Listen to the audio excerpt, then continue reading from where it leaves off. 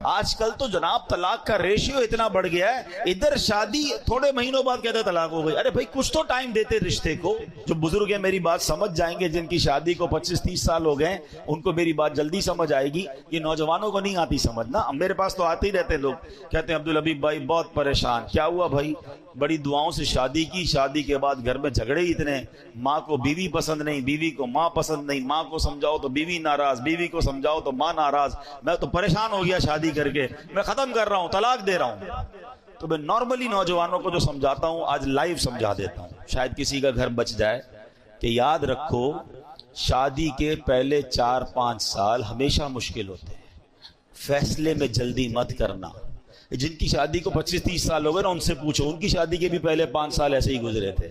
سب کے گھر میں لڑائی جھگڑے چھوٹے موٹے شروع میں ہوتے ہی ہیں۔ اس کی وجہ ہے ایک نیا مہمان گھر میں آیا ہے، جناب وہ سب کو سمجھ نہیں آ رہا ہے، اس کا مزاج الگ ہے، گھر والوں کا مزاج الگ ہے، تھوڑا ٹائم لگتا ہے ایک دوسرے کے مزاج سمجھنے میں۔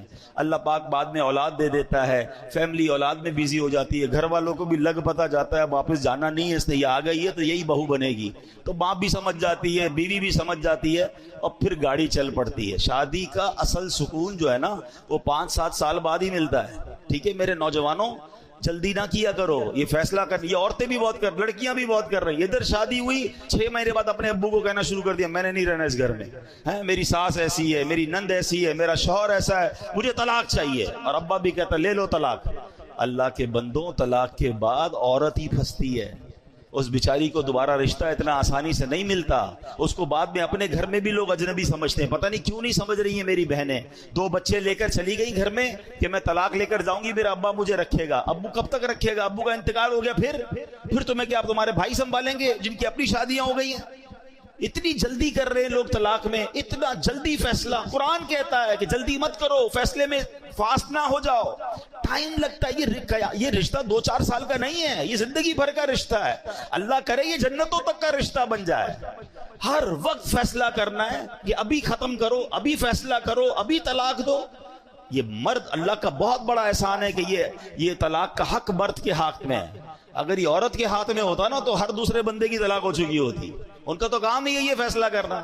تو میری بہنوں سے بھی گزارش اور میری بھائیوں سے بھی گزارش کہ جن کی شادی، اور میری ماں باپ سے بھی گزارش، یہ ماں باپ بھی شے دیتے ہیں، فکر نہیں کرو طلاق لے کر آ جاؤ میں رکھ لوں گا، یہ کبھی بھی اپنی بیٹی کو راستہ نہ دکھایا کریں، بلکہ اس کو کہیں کہ تم اپنے گھر میں وقت گزارو، ٹائم دیں۔